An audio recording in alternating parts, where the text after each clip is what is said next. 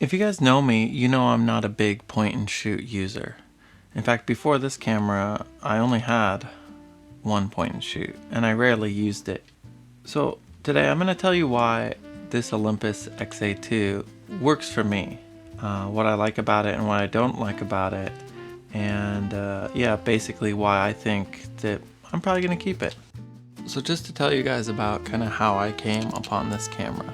I found it at the local shop that I usually go to all the time. It was a great deal at about $60 US, but I had some kind of gift card or something. I don't know. Anyways, I paid about like $40 cash for this, which is pretty good because, you know, nowadays they can be about $100 around here for good condition ones. But I will say that's one reason why this was so cheap, is the condition is pretty torn up. You can see the back is all rough. You know, the plastic looks pretty old. And the other thing is it's super hard to open this clamshell. But it functions well. Everything functions perfectly. You know, there's no issues with it. It meters pretty well too. So, yeah. This was intended to be much more of a first impressions video, but I bought the camera probably about 2 months ago, and in that time I got super busy. I went to Hokkaido, I filmed a documentary, which hopefully you can learn about that more someday. Actually, I brought the camera with me on that trip, so I'll probably share a little bit of photos from that. I'll definitely share a lot of photos from my first roll and just kind of talk about how the camera has been in the last 2 months. So maybe not a first impression video, but definitely not a long-term review. Let's talk about the design. It's small, it's super small. It's like, I can put it in my pocket, no problem. It was really easy to take to Hokkaido and just kind of have on hand and just, you know, blast off some images whenever I needed to. The design is cool. I mean, I think it's kind of iconic. Everybody knows about this camera. Lots of people have recommended this camera. I don't have the flash with it, which is one reason why it was probably pretty cheap, but that's okay. I usually don't do flash photography, so.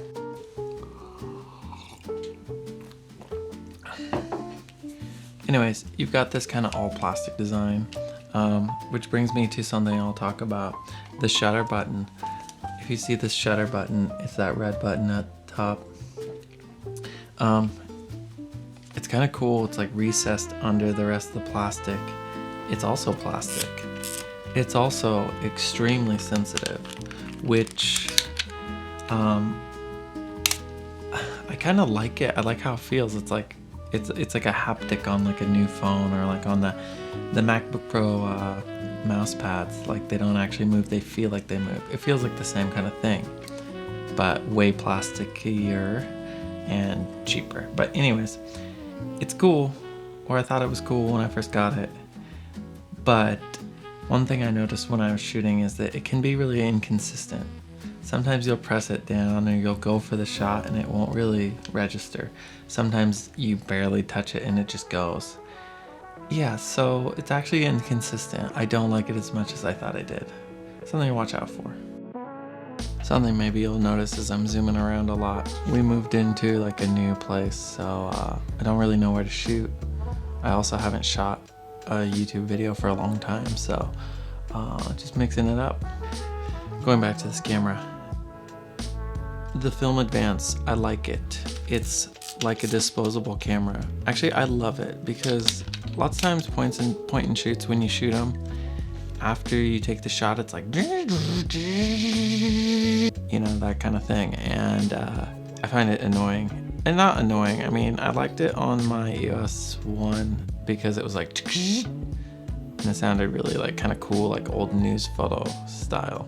So this is nice. It's way more discreet. Just kind of like wind it whenever you feel like it, and you're ready for your next shot. It does feel super plasticky again and very cheap, like it could break at any time, but so far this has not broken since 1980 or something, so it's fine. The film rewind though, the film rewind is terrible. I don't know if it's just my copy, but when you actually get it up here and try to rewind it, it like fights against you. It just feels like garbage, honestly. So that's one gripe that I have with it. And then also the way to open the back is pulling this up, which this is plastic. The top is plastic. The bottom might be metal. Hopefully it's metal, but it feels like it could break at any moment also. Yeah, focusing. Let's talk about focusing. I think the XA1 has like a kind of a rangefinder. I'm not sure, but that's what I've heard. Anyways, this camera has a 3-zone focus kind of switch. You've got like bottom, you've got like close-up portrait. Middle, which is the default setting, is kind of like mid-range, full-body portrait. That's what the image shows. And then the top is mountain. So landscape, or far away. When you close the clamshell, it resets it to the mid-range kind of people thing, which is nice. It's convenient because I guess that's what they assume that you're going to be taking the most pictures of, which kind of in this disposable point and shoot type situation, that makes sense. So let's talk about image quality. When I got my first roll back, I was surprised. Yeah, the photos are sharp, the colors are good. I will say this copy, towards the edges of some of the frames, there is it's almost like a color shift near the edges. It's not like the edge, it's like a good portion of the image kind of shifts down. It's like a big vignette, but it's more like color. I don't know.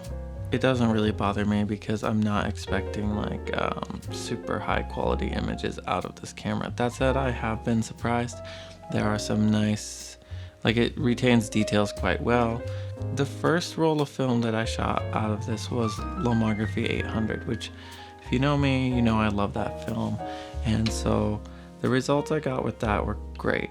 You know, other point and shoots, like the Kodak, they use 800 speed film, and I don't know, I think in point and shoots that makes a lot of sense because it's more of a versatile kind of speed. You can use it in lower light, you can use it in daytime, and the camera's gonna adjust for it. And I even shot this camera at night. I shot it at night on the tripod, and I actually just, because it's got the super light shutter button, I just barely touched it and got sharp images at night on the tripod. Supposedly this camera, the longest shutter it has, like the slowest shutter I guess, is 2 seconds, which I definitely think it was using that night when I was kind of taking photos outside. Maybe sometimes not, but yeah, I don't know. It worked on the tripod outside at night, and I'm actually planning on making a whole video of doing a photo walk at night with this thing on the tripod. So look forward to that in the future. The couch is nice, right? This makes sense for me. This is the way to do YouTube videos. You can just relax. Back to image quality. It's good. I don't know. I'm definitely going to use this camera when I just need something super small and I don't want to think about it and I just want to shoot film. This in combination with the X100F that I recently got this summer, they're two cameras that are compact, that are unobtrusive when I'm walking around with the kid, when I'm walking around on the weekends and I just want to capture images, but this way I can do it on film. You know, I guess this does what it needs to do. No, this is it. This is the place to make YouTube videos. Anyhow, I guess what I'm saying, well, first off, one more thing. Let's talk about metering. Usually I meter with Sunny 16 or with my terrible phone app, and it works fine. I get shots that I like.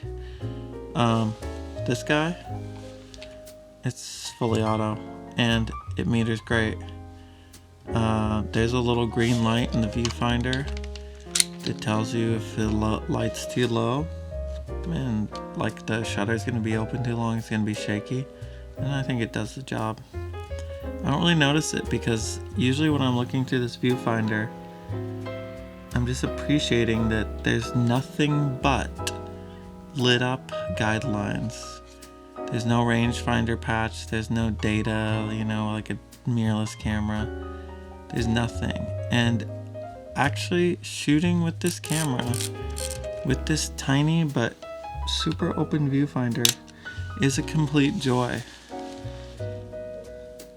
I think that's one of the things that I love about this camera, is the viewfinder. Even though mine is filled with dust, it's fantastic.